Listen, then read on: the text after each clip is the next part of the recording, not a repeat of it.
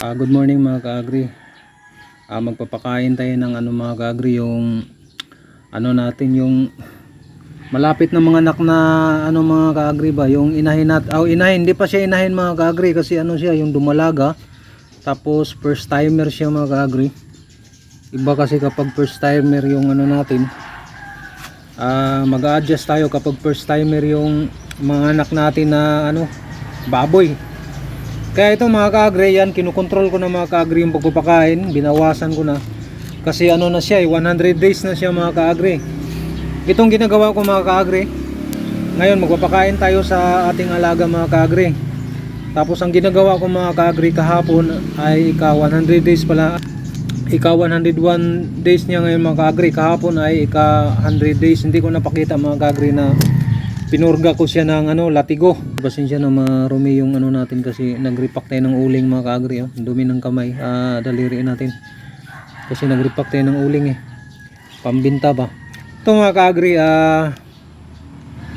mga ka-agri, yung kahapon ika 100 days niya mga ka-agri. Yan ang time na purgahin natin yung alaga nating malapit ng inahin. Yan siya mga ka-agri, tinatawag yan siyang gelt. Gelt ang tawag sa yung hindi pa naging inahin ba na gagawin mo pang inahin. First timer siya mga ka-agri, kaya dapat mag-adjust tayo. Ang hirap alagaan yung first timer na yung maging inahin mo. Yan kasi basta mahirapan ka mga ka-agri, basta lalo na mula sa pagpapakasta or pagpasampan niya at saka yung pagpanganak. Kaya obserbahan mo talaga mga ka-agri. Ito ang ginagawa ko sa first timer ko na maging inahin. After 100 days, pinupurga ko siya kahapon.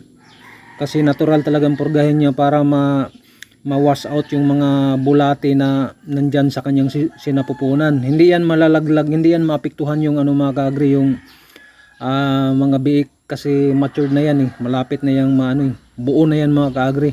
Hindi na yan pitos, kaya hindi yan malalaglag. Malilinisan yung mga bulate o ma-flush out yung mga bulate na nandyan sa kanyang tiyan. Tapos ngayon ika 101 days, ito naman ang panibago kong ginagawa mga ka-agri. Kahapon sinimulan ko to. Ito ang Electrogen D+. Bagong to, water soluble to siya mga ka-agri.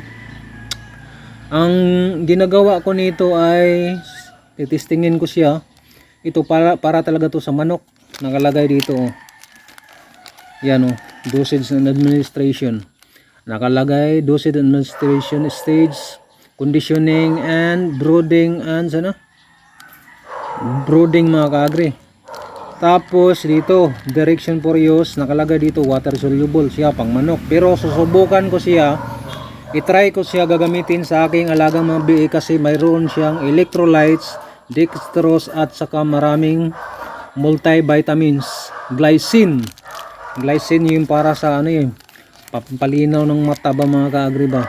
Nandito yung mga vitamins and mineral lahat mga ka-agri. Nabasa ko siya dito, ang dami.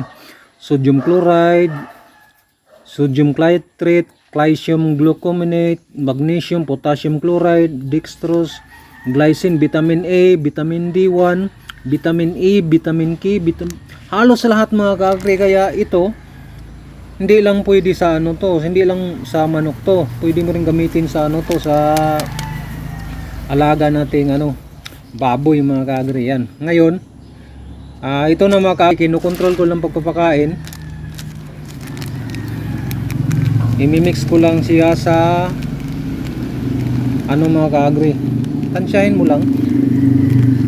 Bali, kinukontrol ko na yung pagpapakain niya mga ka-agri. Yan. Kasi iba kasi kapag yung first timer yung natin, diyan talaga napakahirap. Kailangang alagaan mo ng yan. Mag-adjust ka talaga. I-mix mo lang ng maigi.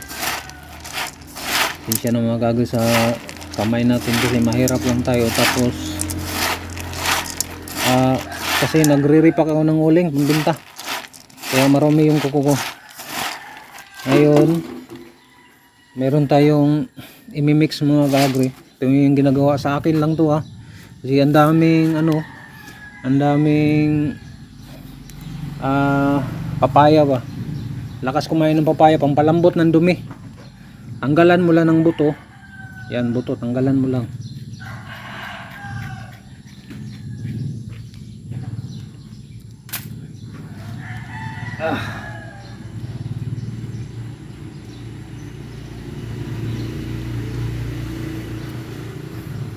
Yan, tanggalan ng buto mga ka-agri ha.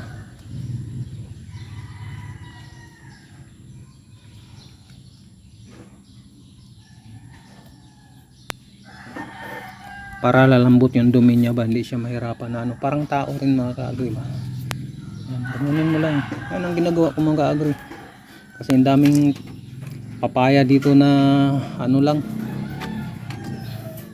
Ano rin to mga ka-agri. Source ng maraming bitamina din to.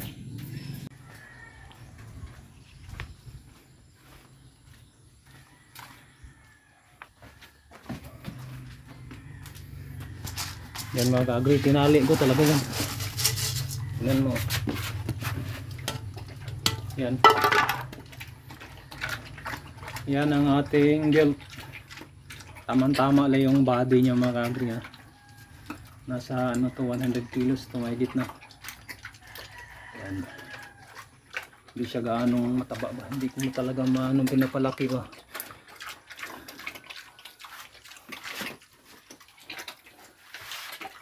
Mga ka-agri. Yan ang ating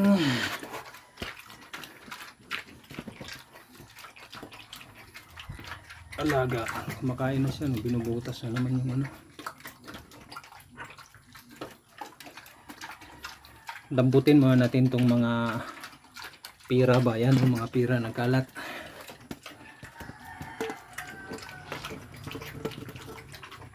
Lakas kumain yan mga ka-agri. Inuna talaga yung ano. Inuna talaga yung fiber ba.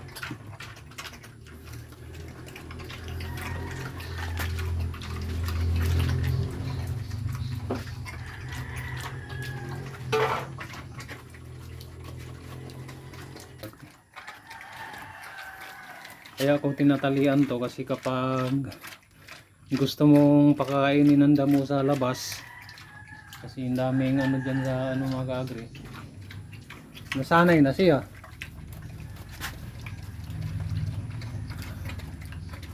Kaya mga ka-agri,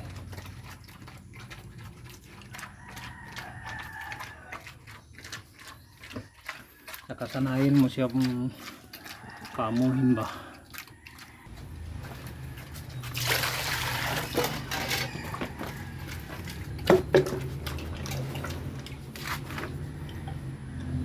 Ayan lang pong ating video ngayon. Marami po salamat sa inyong panonood at God bless mga ka-agri.